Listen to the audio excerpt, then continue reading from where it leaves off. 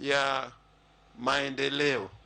Orengo onyiso oganda luo mondo kik bed gi luoro ni counties mag dhi dong' chien e weche mag dongruok kaluwore gi limbe ma jatend piny Dr. William Ruto timo e gwenge mamoko ma pacho kae. Ne owacho ni en gi yien jatend piny Dr. William Ruto biro timo limbe kata e gwenge mag Kaluo. Kwa hivyo hakuna wasiwasi hata kidogo. Na tunasema tusiwe na wasiwasi tukiona serikali kuu, viongozi wengine wanaenda sehemu zingine ya kwamba sisi tumewachwa nje. Mimi najua watafika tu huku.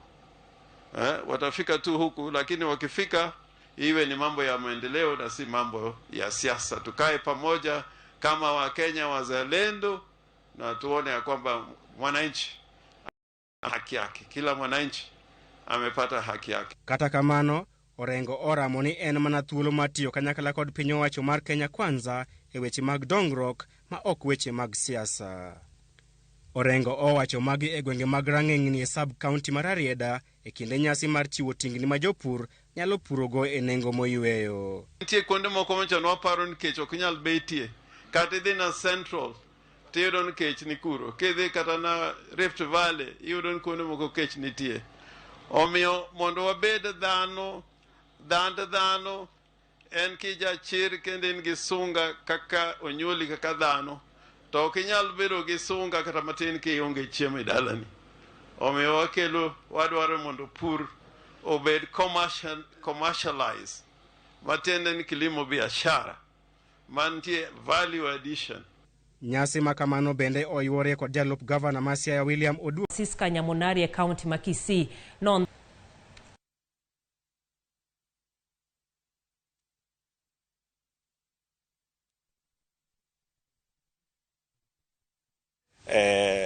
incidents kadhaa ambapo watu walitaka kuhusika katika what we call exam malpractices.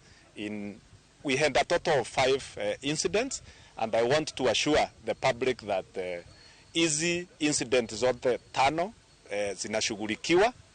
Tuliweza kupata wale waliattempt kufanya udanganyifu na they will face the full force of the law. I also want to assure the residents that mtihani bado iko intact, kwa sababu wale ambayo tuliona wamezembea kazini, kama ni center managers, kama ni invigilators, kama ni supervisors, wote tulibadilisha katika vituo hizo zote 5 na tukaleta watu wengine ambaye wako imara katika kuhakikisha ya kwamba mitihani yetu inaendelea bila tatizo lolote. Kan county ma Kisumu korose yango chenro mar bedo tiego nyamrerwa eneno ni okti kodgi e bero weche mag thieth e kor gwenge dute county ma Kisumu. Ted county no wacho ni nyamrero sekelo lokruok maduong' nyaka ne ketgi e chudo kendo weche mag chanjo kod kata mine manyuole hospital kwangi oseidho malo. Jatend migao mar thieth Laktar Gregory Ganda koro jiwo mana jopiny mondo omedonje e okumba mag thieth kaka marwa mabende tayo kod county ma Kisumu. How do we allow? All right. The issue, for example, for one, political, the shortage of healthcare workers, which is fatigue. Primary appearance. What are the plans through there and ensuring victims? By the time we started, our immunization coverage was low. We were doing 70%. Now we are above 90% immunization coverage. Women delivering in hospitals was also very low. It was around 69%, 68%. And now women delivering in hospitals are around 84%, which means there's a great improvement. We decided to invest heavily in community health services and pushed in a lot of money in the last 1 year towards training community health volunteers, digitizing community health so that we actually can do personal care. And personal care means that you know the problems that are in the community, and so when you set up an intervention, then the intervention is really focused on the people who are there. Now we are going to move towards strengthening our primary health systems, our level 2 and 3 hospitals. We think that 60% of the people in Kisumu are in the informal sector. These are people who earn money. They are in the Juakali sector, they are boda riders, they are working, but they don't contribute anything for a health system. And so what happens is that when they get a road traffic accident, they are stuck. They go to Ramogi and they can't pay 20,000 or 30,000 for an implant. And so these are the people now we want to move into the system by making it easier for them to be able to join a health insurance. Paro ma piny owacho kokalo kuom migawo mar somo nitiere godo mar ketho chenro mag somo ma jopuonjre dak e skunde mag primar pod medo nyuolo paro mopogore opogore. Moko kuom jonyuol e kaunti ma Migori dwaro mondo piny owacho omigi thuolo mondo gibed kod ikruok makare kapok okete tim. Jojuma nigi mathoth.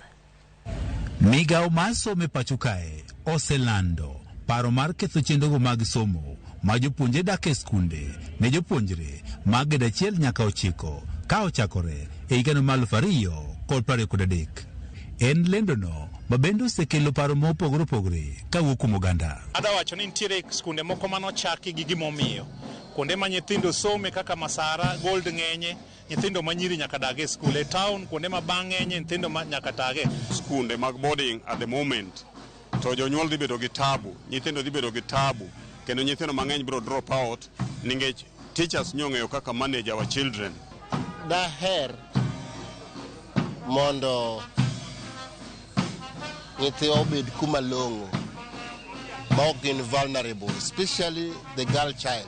Moko kuom jonyuol e kaunti ma Migori ywak ni poni koro kethi chenrono mar somo ma jopuonje kodak e sikul koro dek jopuonje mathoth manyiri dek mak iye ma omondo. Jocho waneno ka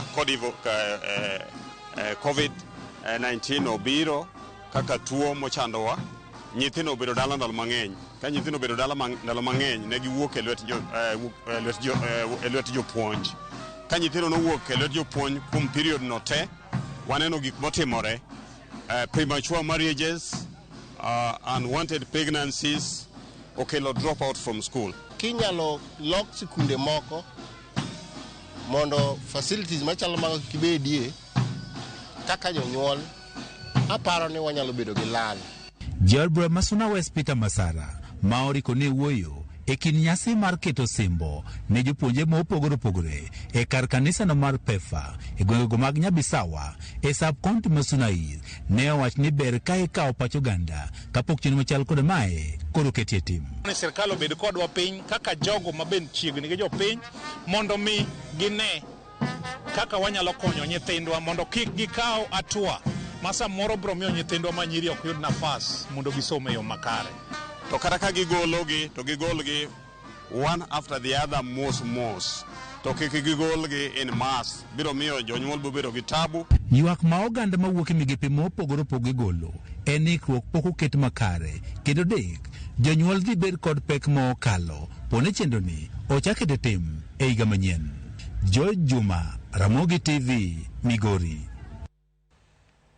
Luoro nitiere ni jo Kenya maromo milion 6.4 biro bedo maonge chiemo kochopo dwe mar achiel higa manyien. Mae kaponi oro masani mokwako thoth gwenge ma pacho ka okorumo. Main report mogol kod riwruok mar Red Cross. Gie sani oganda ma pacho ka maromo milion 5.1 odak gi kech. E kinde ni riwruoge kod jotelo mopogore opogore temo nywako lwedo e temo chiwo chiemb kony ne oganda mangaji okwako. Simfros Okinda miyo mathoth. Jagoro maduong' mar Kenya Red Cross Laktar Aisha Mohamed onyiso luoro ni ponono ni onge okang' moketi mar kedo gi ngaji masani lie pacho ka to kech nyalo medore madon nyaka higa manyien mar 2023. And the prediction is that the rains of March to May 2023, and Allah knows better, we are headed for a 6th failed season as a country. Gavana Makwale Fatuma Achani owacho ni kaunti mare ni kama rach ahinya kaluwore ni midhiero mag oro koro kwako gwenge mathoth kendo ponono resruok ok oyud machiegni to midhiero no nyalo landore mokalo kanyo. Kwa hivyo tunauliza washikadau wote kwa uwezo walionao tushikane mikono badala ya kuwa kila mwaka tuwe twachanga kwa sababu ya relief food, tuwe tunaweza kujisimamia katika masuala mazima ya kujikimu chakula. Aisha nelose gwenge mag Diani e kaunti Makwale e kinde migago mar Solomenda mar nyiewo chiemo kod gik thieth e konyo oganda mawuok e gwenge ma oro kod kech okwako. Maya shillings milion 3 ne ochoki e migago no. Komachielo bila e kaunti ma Kiambu no gi giwegi kendo tiyo gi omenda no e nyiewo chiemo mane gipogo ne jogo mochando e kaunti no. Kane oloso kinde chiwo chiemo gone kanisa mar Anglican bade ma Kiambu, tendo bila ma Kiambu Paminas Musangi Kioi owacho ni gineno mondo gichoko omenda kendo nyiewo chiemo ne joma kech kayo kaka achiel kuom ting' ma kembe ni godo mar konyo oganda. Rogo yetu inasemanga utumishi kwa wao, so hata wale hawana chakula tunawatumikia, wale wahalifu tunawatumikia, wale wengine wako na shida mbalimbali tunawatumikia. Kwa hivyo ndio kama vile nimesema, ndio tumeonelea tukabidhi Papa Askofu chakula, halafu ninyi mupelekee wale wako na shida ya chakula huko nje. You have done it unto God, and I want to promise you that God must be very happy with this. Now upendo ni very costly. Upendo ni very costly. It even costed Jesus to die on the cross for our sins.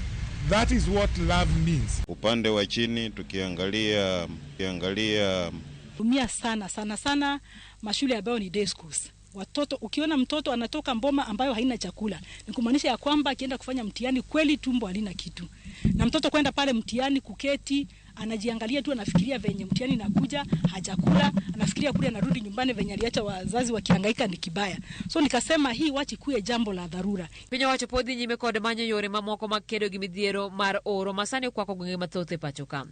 Dwe mokalo jotend migepe nochiwo sachgi ne pinyo wacho mondo res godo ngima oganda makecho heo. Simfros Okinda, Ramogi TV. Ndalo 11 mar kedo kod lwenje makit chwech ochope giko mare kawuono e sama pod ywago kwan mamalo mag lwenje gi pacho ka. E kaunti ma Meru oyangi ni joma chuo kale lwenje gi moting'o bembo kanyakla kod lweny mago mag udi. Beti Juma nigi mathoth. Offices and issues are taken. Enyasi mane obagi e kareso ji mamwangaza e kar chung'od bura mati Guinea West County ma Meru. Apisa mar kit chweche county no oyango ni chuo 27 giwa keini 376 osebambi e thuolo mar dweche 2 mokalo. When you talk about mana e thuolo no lipot mosechwal en ni kwan lwenje go mag del to kod mago mag paro medore mokalo kendo gie sani osechopo 3230.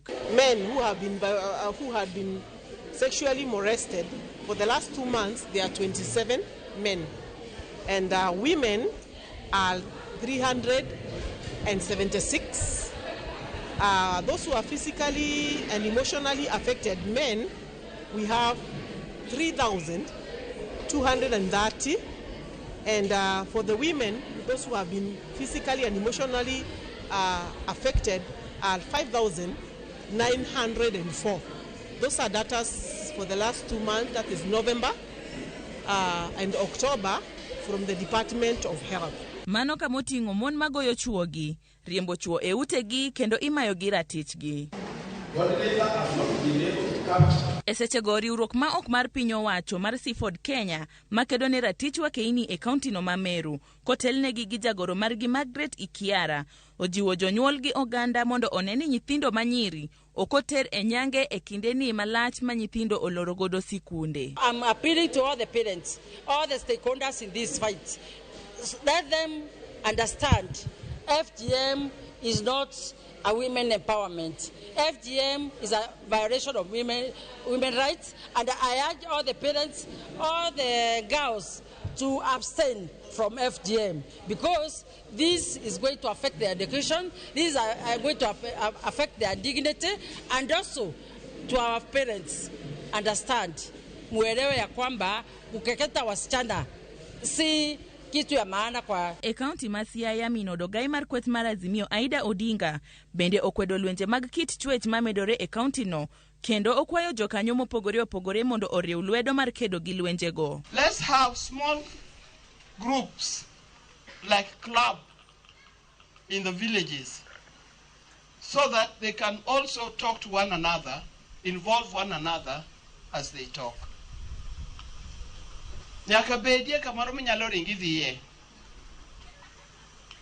If something happens to you, run to your administrative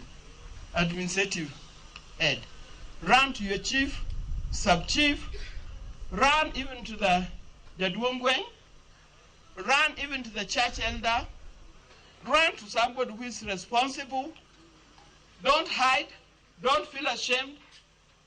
Get to be known. Aida no sirgi minod governor Masiaya Betty Orengo mowacho ni e seche makedo ne ratich nyiri dhi nyime, joma chuo gi yawuoyi bende owinjore okete paro ni mar gin bende giyudo chandruok. As you can see on that poster of the Kenya National Commission on Human Rights, it says they are standing someone's rights today. It doesn't have to be you. And there's this notion that we are protecting our women, our girls, our sisters. No, girls have their own rights as human beings. Women are not your women. They are women because they are human beings. So we are going to speak up for their rights because they are whole and they are human. E kaunti ma Samburu, jalup ruoth Mashaba Simon Lekangu ogolo siem ne jogo matero nyiri nyange ka achiel gi jonyuol mayiene nyithindgi, ka owacho ni mano en rocho ratichgi, kendo owacho ni idhi kawnegi okang' mager. We were privileged. Gino makoro gikwayo en ni oganda oriw lwedo ni mano e yo kende malwenje makamano nyalo dok chien kata rumo chuth. Tuongee kwa sauti, kuna wale wa nyuma. Betty Juma, Ramogi TV. Mamine wantire chien.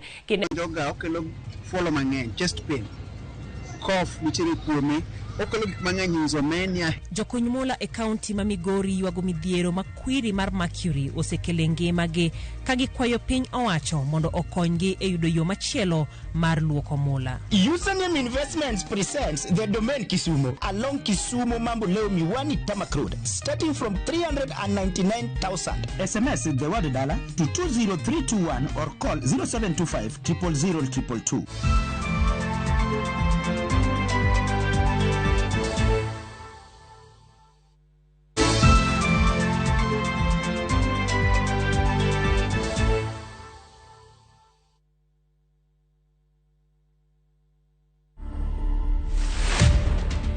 My name is Tony Mungai Hutia Nyoto. I do a lot of this counseling, mentorship for boys and girls, where we are now doing the divorce care ministry for both men and women.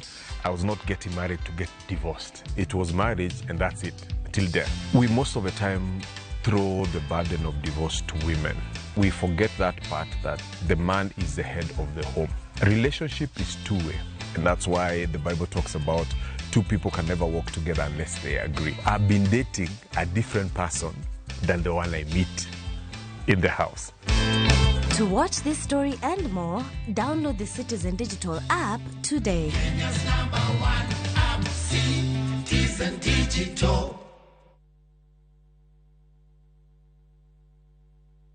Username Investments presents the domain Kisumu along Kisumu Mambo Leo Miwani Tamak Road, starting from 399,000. SMS the word dollar to 20321 or call 0725 000 222. Qatar Jackpot. 6 games, 8 bob, shinda 60k kila siku. Tuma neno QJP kwa 29063. Not for persons under the age of 18. BCLB number 416.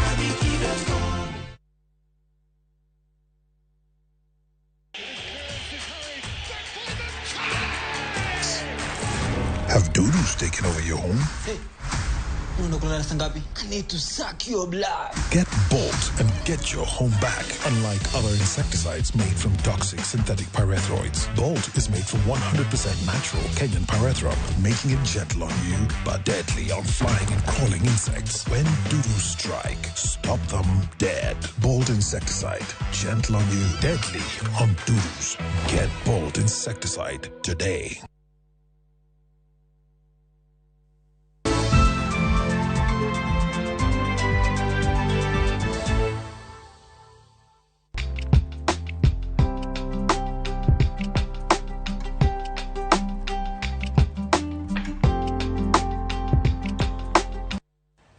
Atamalo prang'wen kod aboro mag yawuoyi kod atamalo prang'wen kod ochiko mag nyiri e kind higni 13 nyaka 17 kale lwenje mag kit chwech pacho ka.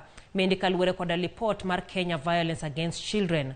Thothne nyithindo kale lwenje gi ka ok omigi maino makare. E sama ndalo 16 mar kedo kod lwenje mag kit chwecho chope giko mare kawuono, pod imedo jiw mondo orit nyithindo e yo makare, ahinya nyithindo ma yawuoyi. Ka bende twak ma bende wabedo godo dhiambo ma kawuono en kanyo ka wang'iyo kaka chuo bende kalo e lwenje gi. Wantiere kod Nancy Okoth, mano jata tije e bo project miluongo ni Shields Alliance e bo riwruok mano mar Plan Internationals. OIMORE kendo machiegni. Nancy, nyalo mana ulo ne joneno magwa kuomi matin. Erokamano Jael, iluonga ni Nancy Okoth atiyo kod migawo mar Plan International, atayo tije mar Shields Alliance project ma wang'iyo ratiro mar nyithindo manyiri, kaka ginyalo dak kendo kaka ginyalo wuoyo bende. Erokamano ahinya. Nancy, wayudo statistics kata kwan ma bende iwacho kanye wi nyithindo ma yawuoyi kod mago manyiri ma bende kale e kit lwenje mopogore opogore. To waneno 48 gi 49 ok giwere ahinya. To ang'o momiyo thothne wawuoyo mane lwenje ma nyithindo manyiri kata joma mine kale to wiwa wil kod yawuoyi? Erokamano ahinya Jael. King'iyo statistic miwacho no kata mana kwan mar nyithindo machuo kaachiel kod manyiri, king'iyo gi tineno ka nyithindo machuo gin 48 to nyithindo manyiri gin 49. Kinde duto wawuoyo kuom nyithindo manyiri nikech nyithindo manyiri mwayudo ka giripot kabisa, gine ma gitero weche gi mag rochruok mar ratiro magi kata kogogi kata ka ng'ato bambogi. To kinde duto waneno ka joma chuo ok ter wach, ok giripot. Koro manyiso ni ji duto mohero tiyo gidwa ni giti gi numbers mantiere. To numbers mayudore ga kinde duto machiegni gin numbers mag joma nyiri. Emiyudo ka gintiere kendo giwacho gigo matimogi. But joma chuo to ok wachi gik matimogi. Mane momiyo ineno ka migepe mang'eny kata ji mang'eny siko wuoyo kuom nyithindo manyiri to weyo nyithindo machuo. Mar ariyo, e community wa kaka no wabedo brought up, nyithindo machuo no nyisgi kata kinde duto inyisogi ni gin jogo motegno. Koro kata ka gin gi wach moro to gin thuolo mar dhi mondo giwach ni gima kama timore na, kata kapo ni ng'ato timo ne gimoro marach to konyal dhi mondo wach ni gima kama itimore ne mondo mi oyud kony, kata mi gino bed recorded mondo ng'at machielo manyalo biro nyalo ng'eyo ni nyathi machuo bende winjo matek e yore mopogore opogore. Erokamano ahinya. Bende waneno kata ng'ato nyalo penjore to joma chuo gi gin kit lwenje mage ma bende gikale, dibed ni gichal gi ma joma mine kale koso mekgi opogore? Anyalo wacho ni joma chuo bende kale lweny kata kowacho ni lweny mar ng'ato goye kata kitimo ne gimoro marach to nyithiwa machuo nyis ni gin gitegno. Koro kama gitegno no ok ginyal wacho ni an ng'ane goya. To kata kodhi owacho tinyalo mana duoke ni in to ang'o momiyo goyi. Joma chuo kinde duto nyalo bet kata mana kama gintiere giwegi mondo pim ne dichuo wadgi kata jok ma gibet gogo gima time. To samodhi kata jowetene to kinde duto ok gimiye thuolo mondo gichik ite maber gimowachi, to ibro yudo mana ni ginyise ni to in ng'ama duong' ni, in ng'ama dichuo ni, ng'ama mama nyalo timo ni kama nikech ang'o. Nikech wang'iyo ka lwenje kinde duto either en mama emitimo ne lweny ni gi ng'ama dichuo, kata ng'ama dichuo bende yudo lweny ni kuom mama, or ng'ama dichuo yudo kuom ng'ama dichuo wadgi, kata ng'ama mama yudo kuom ng'ama mama wadgi. Mano ni kare. Ka bende ntiere kinde moko ma bende ji wacho ni chuo ma bende kale lwenje gi ogidwa mana kaka iwacho, ogidwa ni mondo ji ong'e gik ma gikale, gilingo. Dibed ni lingni ema koro nyalo kelo tudruok e kind lwenje gi kanyakla kod paro kata weche mag mental health. Maya penjo kaluwore kod report ma bende nobedo mana odiochieng' manyoro kod nyocha ma dichuo moro nonego kata nomiyo nyithinde sum, ariyo kuomgi koro notho.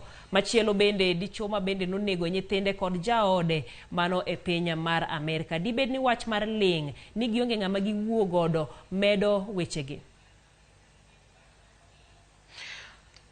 Anyalo wacho ni wach mar ling nyalo medo wechegi kabisa. Nikech ng'ato koling to manyiso ni wach ni chamo chunye. To joma chuo bende nekech ok gin giero jogo ma ok giyud spaces mag wuoyo ahinya. Kata kowuok mondo dhi oful wachne ni ka polis, to kinde duto giyudo kinyierogi, kendo ipenjogi ni in ng'ama duong' ni, ng'ama dhako nyalo timo ni kama kama kama, kata inyalo timni kama kama. Koro kinde duto giduogo to giling giwegi. To ka giseling giwegi, to ok gino chamo chunygi manyalo miyo gidere, nyalo miyo gihiny kata ng'ato. To kata kwang'iyo statistic mar johocho ma wantiere go, kinde duto johocho gin ga mana joma mine. To joma chuo bende kohero ni mondo dhi opim ne ng'ama mama gima timore ne, nikech kang' odhi opimo tibro nene kaka ng'ama yom yom, ibro nene kaka dichuo ma ok nyal gimoro amora. Koro gibro ling gi wachni, to wachni bro chamo chunygi, bro miye stress, onyalo tho nikech depression, onyalo dewore nikech depression, to bende onyalo bedo gi gimiluongo ni displaced aggression, moneg ng'ama chielo kata ogo ng'ama chielo kabisa. To nitiere nyaka joma chuo ma ka gima kamano timre negi, ginyalo kata tan mondo gin bende koro gichak rocho ratiro mar nyithindo mamoko nikech depression ma en go kaluwore gi gima timore ne. Nitie report moro ma kapok wadonje mine wacho mano mawuok e kaunti ma Meru, kuma iwacho ni chuo maromo 27 dweche 2 mokalo osego report ni obambgi. To ote moro bende aneno kendi to ng'ato penjo ni dichuo ibambo nade, mano dichuo mane, mano mage moko kuom paro kata reactions ma ji bedo godo ka giwinjo anjao makamagi matimore ne joma chuo.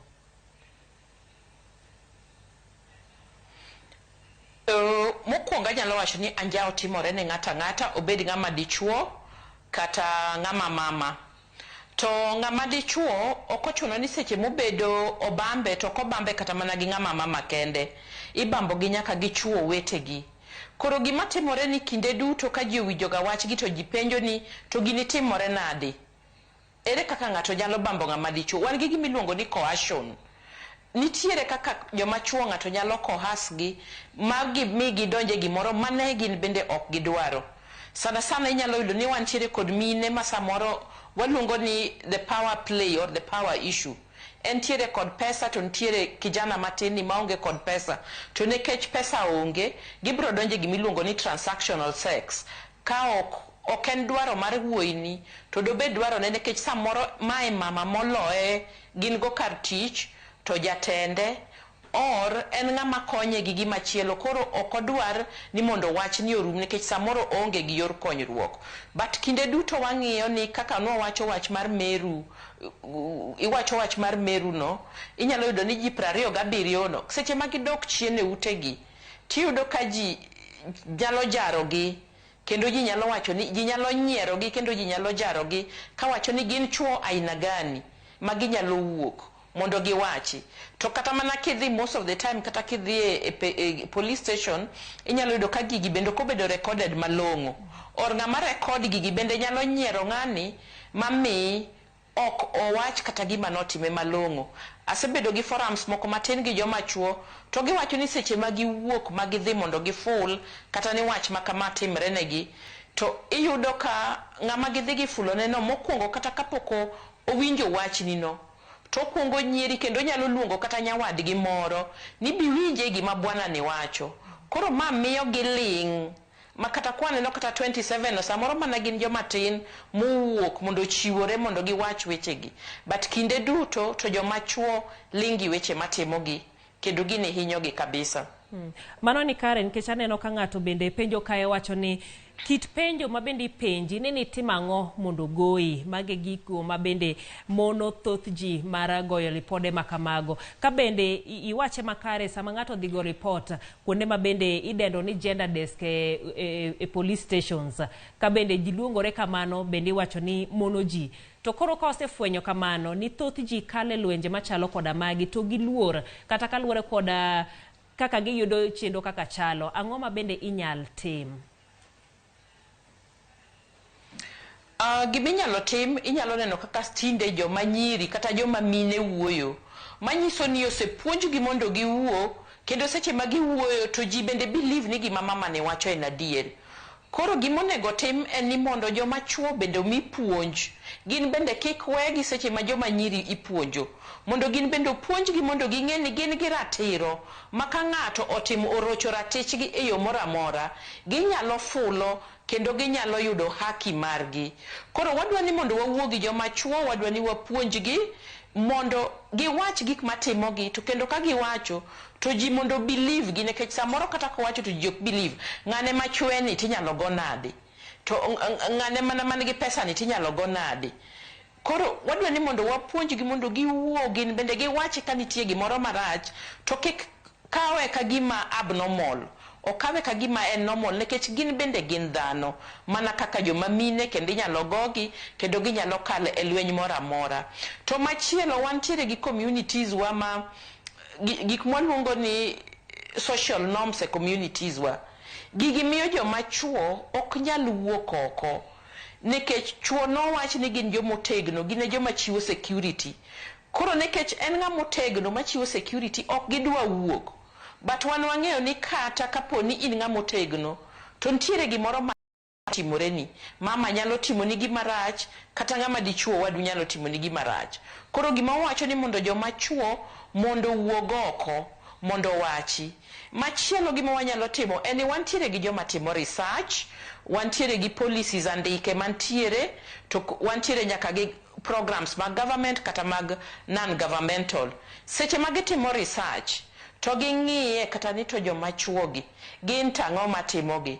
Anyalo wacho ni recently ne wantie kod pandemic, ne en COVID.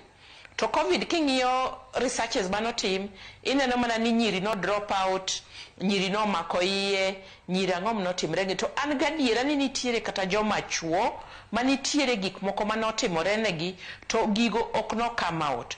Koro wadwaro ni mondo ji support one another, chuo owuogi mondo konyre, joma mine bende owuogi mondo konyre. Machielo manyalo wacho ni kik wabed against one another mondo dhiye, kata ka ji obiro timo sensitization manyo konye, to konye ni bende ng'ato wacho ni nitiere kuonde mamoko ma oketi ma ni thuolo ahinya ma miyo gi luor mar donje. Bed ni nitiere okang' ma bende inyal chopne chuo machal koda magi, kuma beto pondo nyaka chieng' ma bende gibed thuolo mar wuok uyanga ni wakale weche machalo koda mago. Ang'eyo gimiwacho no en adier, kendo wanyalo wacho ni this places mwayude services ok gin friendly samoro, to nekech kata mana ne joma chuo kata ne ji duto kama gidhi report manyiso ni ji dhi neni. Tanyalo wacho ni kaka Kisumo ka wantiere gi kama iluongo ni Gender Violence Recovery Center, ma en opogore gi kama ji duto te yude thieth kata ji duto lose wechegi. Ng'ato nyalo dhi kanyo mayud konyruok. Wantiere gi migepe mopogore opogore ma ng'ato nyalo dhi to report negi, to ang'eyo ni gin migepe ma bende ong'eyo kaka itimo gigi, ginyalo bedo kando magi chik itgi. To kata police station tinde wan gi kama iluongo ni gender desk. E gender desk kae ng'ato nigi ratiro, onyalo dhi to neno ka ng'ama nitiere ok owinj kodwa no wuogo, ginyalo golo kwayo mondo wach ni anto case nadi to nadwa ni mama mondo konya. If there is a police officer mama adwaro ni ng'ama dichuo ema mondo konya mondo owinj wachna ni. Koro kata kapo nono ni pod waonge gi specific places mwanyalo luongo ni safe spaces for men mondo giwache weche gigi, to ginyalo timo kwayo margi ne migepe machiwo kony mondo giwach ni anto aparo ni kae ok feel safe, bende inyalo keta kamoro ma feel safe mondo wawach wachni. Mano ni karero kama na inya Nancy Okoth maro jata tije mar project mar She Leads Alliance kokalo e migao ero mar Plan International kawalose e weche maga lwenje mabende yudo joma chuo. Mano twak ero mabende pod biro dhi nyime ka bende iwacho ni oken gima rumo sani, joma chuo obed thuolo ka bende sir makende bende omed megiero kama na inya Nancy.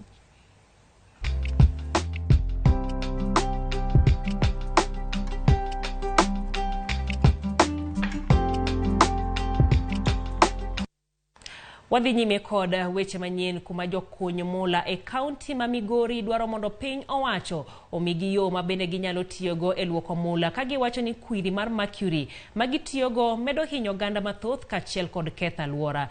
Jojuma nolimo jokuny mula go kendo miyo sigandgi. Osiri Matanda e sabkono manyatike e kaunti ma Migori en achiel kuom kuondego mag kunyo mula malo 20 e kaunti ma Migori mangima. Odiochieng' ka odiochieng' kwan oganda maromo gana 3 chope kar kunyo mulani mar Osiri Matanda e yor menyo. En seche mag onyango e kar kunyo mulani ma Osiri Matanda. Oganda mopogore opogore osemolo e kar kunyo mulani. Moko kunyo mula, moko moyo kite ma oting'o mula, moko rego mula, kamoko bende koro luoko mula. Luoko mar mula ni itimo kod kwirino ma ong'ere kaka mercury. En kwiri ma osekelo midhiero mathoth ne oganda ma oting'o tuoche, tho mag jamni kaachiel kod ketho alwora. Also lost some animals that have taken the water that has been used for reaching, and therefore it gives us a concern. Ikelno kata capacity building lessons moko kata meetings moko monyalo bedo go on the ground mondo wapuonj go jowa kaka onyalo ritore nikech mercury ni koro osenego ji. Piny Kenya en achiel kuom pinjego mane oketo kokgi e winjruokno mar Minamata Convention mane otimore e pinyno ma Japan e higa mar 2013.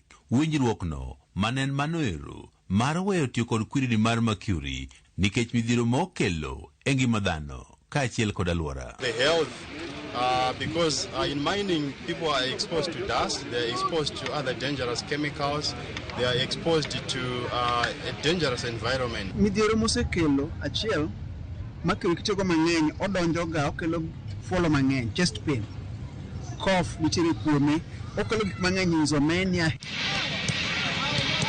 Higni maromo 8 nyaka ne piny Kenya ket koke e winjruokni mar Minamata Convention, pod oganda mathoth tiyo kod kwiri mar mercury to ahinya e kuondego mag kunyo mula. Wabedo gi more enlightenment ahinya to lakini nikech en gimoro moko indigenous en kaka nonyuolwe kaka wayudo yeda kamano kaka watiye tako koro wang'e more about it. So an affect shortly to nafwenyo ni mercury man affect omnitare kanyo ko tiyo kod mang'eny ahinya. Koro leaders moro mane wa appeal ni mondo gikonywa ne mondo ging'inwa protective devices kaka masks, onyedo gi gloves. Jokony mula wacho ni ging'eyo rach mar kwiri mar mercury. Kata kamano, bedo ni onge yo machielo ma ginyalo tiyo godo e luoko mula, koro chunogi ni nyaka gidhi mana nyime kod tiyo kod mercury. Wang'e ni orach to nikech pok wayudo replacement, pok wayudo gimonyalo tiyogo. Nitie other chemicals moko monyalo tiyogo. Mercury wasebedo katiyo godo kuom kinde malach. Koro ng'eni watematema mondo watem geng'o, watemo rudhe gi ng'uono kiketo lembi kuma chielo. To nyaka nofweny nitie gima miluongo ni abuog rombe. Tiwatemo ka luoko, tokra abuog rombe umwa. To chulo ka maoya nengo ng'ongi abuog rombe onge pachwa. E seche mag rito mondo piny owacho omigi yo machielo mar luoko mula, jotend jokuny mula ka otenore koro gi ma opogore opogore ma oting'o mago mag piny owacho koro chako chenro mar puonjo jokuny mula e yo ma ginyalo tiyo kod kwirni mar mercury mondo kik kel midhiero mathoth e ngimagi. There's a need for following proper safety measures. So here we are training today. We are training all the SM miners so that they can improve in terms of safety. They can also follow mining standards and regulation. Tiere chemicals moko minyalo tigo mondo mwagol godo gold mabeyo. To nikech chemical nengo gi ni malo. En higni mathoth ka jokuny mula e kaunti ni ma Migori to kod liyo mondo koro piny owacho omigi yo machielo mar luoko mula. Kata kamano, mae koro pok otimore. Giwacho ni koro geno margi koro rumo. George Juma, Ramogi TV, Migori. Governor Manarok Patrick Ole Ntutu osingo mar pogo bursaries maromo shillings milion 370 e yo mahuyanga kendo makare. Ntutu mane ochiwo chek ne migawo mar somo ma county nosiemo wang' jotelo ma ibiro yudi kotiyo marach gomenda go ni biro kawnegi okang' mager. Omenda go ichan chop ne jopuonjre maromo 35,000 e wards 30. Jod bura ma Kilgoris Julius Nkuli bende nojiwo Ntutu mondo ondik jolony e weche thieth e yor chiero migawo mar thieth ma county no. On 10th of November 2022, way over 907. Tumepeana basari ya milioni 300, 370 million, a record. Na mnajua vile tumefanya leo, hakuna mambo ya banka check.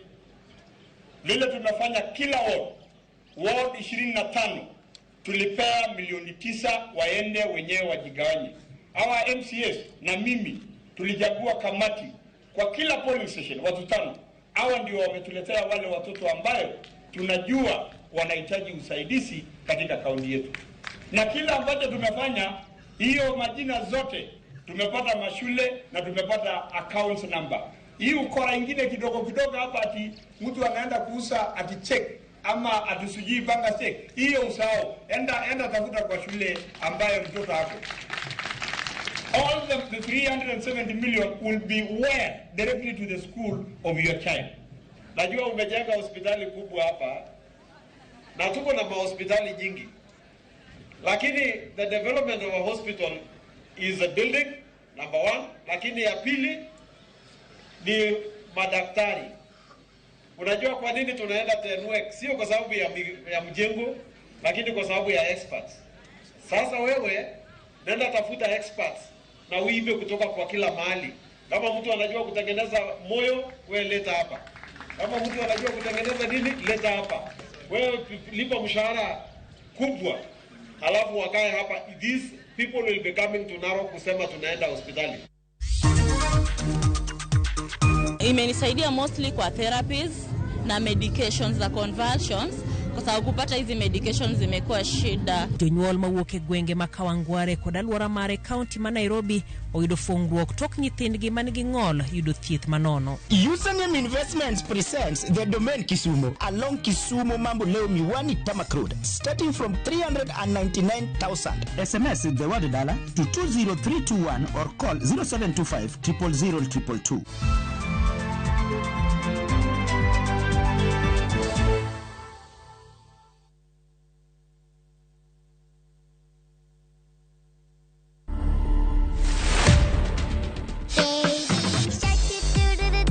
I'm a nursing student at KMTC Kitale. I've always desired to take care of the sick and such kind of a thing. So I think it was inborn. What Robai was doing is a form of a healing process. This is the kind of attitude that we would like to see even for those who have already completed training. Dancing is also very much inborn. The inspiration is just natural.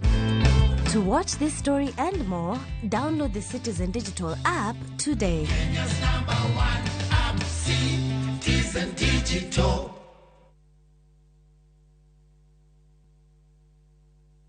This December, drama. Have you told them about your marriage? I'm gonna send my flying kiss to you. Romance. I love you so much. Comedy. Look at this one, unacheka na una meno mbili. Music and so much more.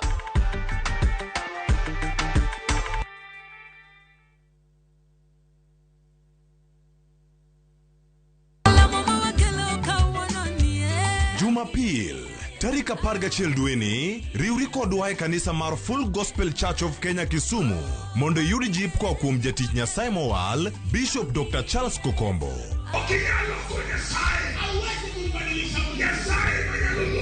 Chakre saa 3 mar okinyi nyaka saa 5 onyango.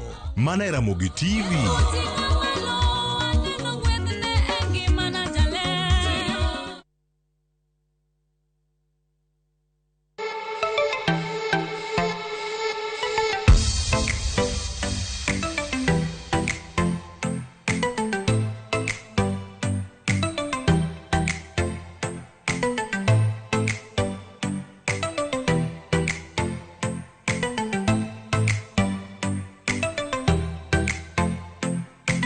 Weka prediction yako sahihi when the odds are still high on who you think will win the World Cup. Ushinde chapa.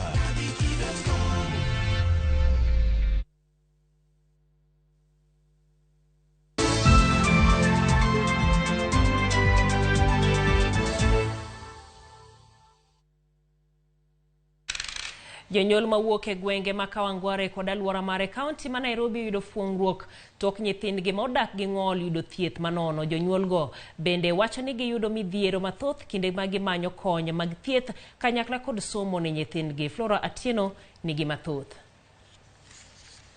Thoth jonyuol nowuok oko e gwenge ma Kawangware tero nyithindgi ma odak gi ng'ol yudo thieth maonge chudo e chenro mane obagi gi riwruok ma ok en mar piny owacho. Giwacho ni yedhe mag thiedho nyithindo modak gi ng'ol nengo gi ni malo, gino mabende miyo gi pek kinde rito nyithindo go. Imenisaidia mostly kwa therapies na medications za conversions kwa sababu kupata hizi medications zimekuwa shida, ni expensive sana. Alfred Jumba, achiel kuom lakteche mabende ne ochopo e chenro no, wacho ni jogo marito nyithindo ma odak gi ng'ol owinjo oter nyithindo go e ute thieth kinde ka kinde mondo timnegi nonro kendo ong'adnegi rieko kaka onego gidagi e yo makare. Some of the families or some of the caregivers they actually need encouragement to be able to follow up on their medical clinics. Some have absconded clinics. We encourage them to be able to go back to the clinics. The ones who are unable to afford, they give us reasons why. We inform Action Foundation and they are able to see how they can intervene. Jonyuol bende kwayo piny owacho keto okenge mag konyo nyithindo ma odak gi ng'ol kendo jiwo jonyuol wuok oko kendo tero nyithindgi mondo oyud thieth. Ngomba serikali isipague walemavu, watusaidie. Kuna wenye hatujui tutakuwa wapi miaka ingine. E kinde no, moko kuom jonyuol ne ogolo ywak kaluwore ni giyudo pek e weche somo mag nyithindogo kaluwore gi chudo mag sikundego. Hili linatusumbua sana ni shule. Shule ni malipo ya shule, school fees. Jonyuol go bende okwayo oganda mondo otiek akwede mathoth jogo modak gi ng'ol yudo kendo sirogi e tijegi mapile ka pile. Hatungejua kuna ulemavu iko. Wengine walikuwa na jificha tu kama hizo serikali za nyuma hapo, huwezi jua kuna usaidizi. Ningehimiza watu wajaribu wasitenge walemavu. Walemavu ni watu kama sisi. Jonyuol gi gin mana moko kuom joma odak gi nyithindo manigi ng'ol e pacho kae. Gikwayo piny owacho oketo okenge makare makonyo gi rito nyithindogo moting'o chenro mag thieth kod somo mowinjore kod kit ng'ol ma gin godo. Flora Atieno, Ramogi TV.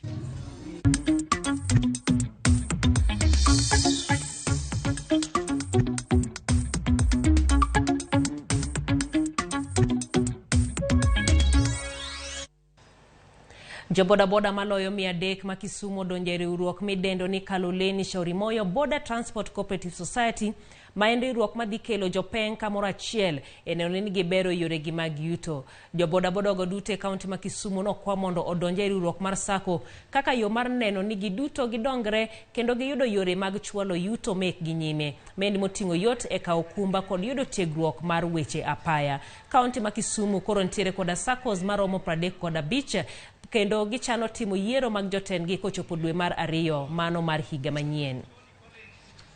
Coordinator choki nikechidhi kwando to wawinjo ni sani wana Kaloleni Shauri Moyo upo ndiye wanaonyesha haya ber ma gidhi yudo sako mokwongo gibro bedo ka giyudo insurance through sako nwachni wayudo ni kichulo insurance ka ng'at achiel to ntiere pek to through sako wabro negotiate gi stakeholders mag insurance to biro miyo through sako wabro miyo gi nengo modok piny. Machielo en ni wabro konyogi e gerogi kwa konyogi e kungo, wapuonjogi kaka gikungo pesa kendo konyogi e puonjo nyithindo kendo konyogi e maendeleo mamoko kata kaka gedo, ng'iewo lope to gi gik mamoko mabeyo mwabo ikonegi kata health sector. En adieri ni sani king'e arita kwe osebedo marach kendo ywak ne sekta marwa mar bodaboda ni pikipiki emitiyogo kimayo godo ji koni kod kocha.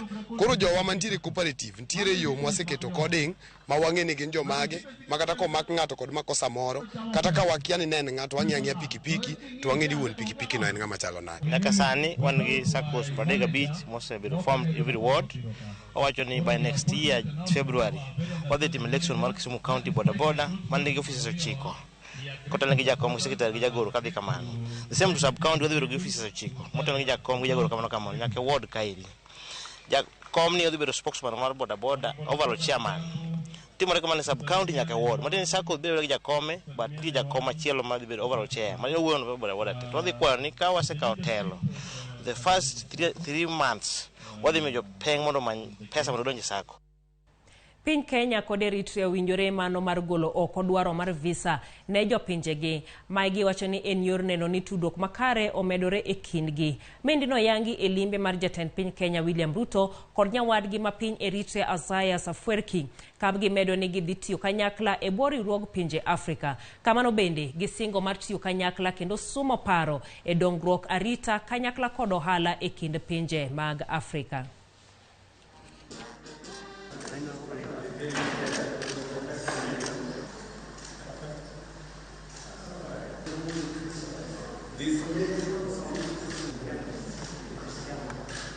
The two excellencies agreed to bolster bilateral relations between Kenya and Eritrea, as well as improving people-to-people ties with a view to enhancing and entrenching regional integration. To this end, the two countries shall abolish visa requirements for their respective citizens. The two countries will also cooperate in the African Union in the spirit of Pan-Africanism. On regional and multilateral issues too, the two leaders agreed to work together and consult on regional integration and to safeguard regional peace, security, and development in the Horn of Africa.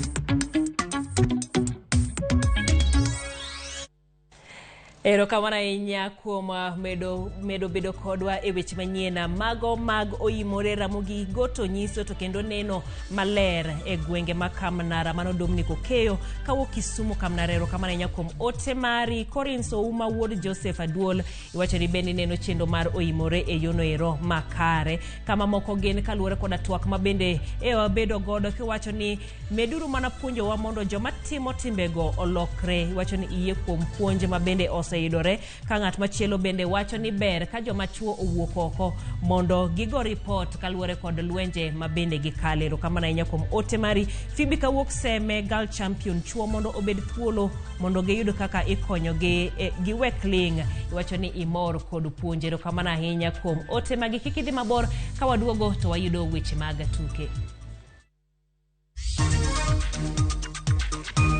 Tegruok mar ndalo adek mag ikruok ne tuke mag Safaricom Golf Tour ochakore ayanga kawuono e paw tuke ma Windsor Golf Club. Username Investments presents the domain Kisumu along Kisumu Mambo Leo Miwani Tamak Road, starting from 399,000. SMS the word dollar to 20321 or call 0725 000 222.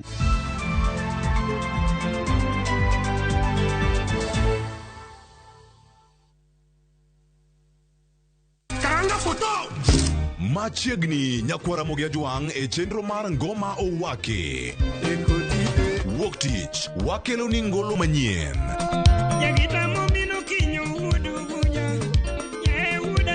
Tich ariyo Ras Reggae owake. Tich adek en odiochieng' mar twak gi jothumbe. Tich ang'wen kama nene waterie golo machon. Tich abich Sukus owake. Kete manaka kod Papa Vic ngoma owake wuok tich nyaka tich abich saa 10:15 odhiambo nyaka saa 12.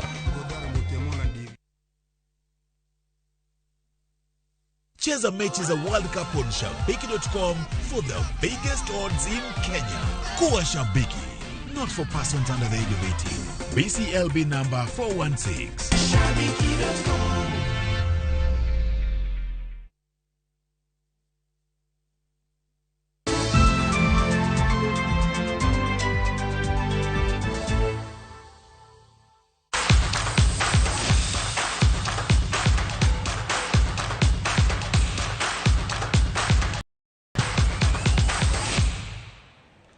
Machiegni weche mag tuke kuma tim mar Ulinzi Starlets noloyo Trans Nzoia Falcons gonde 4-0 e tugo mar lig maduong' mar mine e pacho kae. Mae e loch mar Ulinzi Starlets mokwongo e season ni.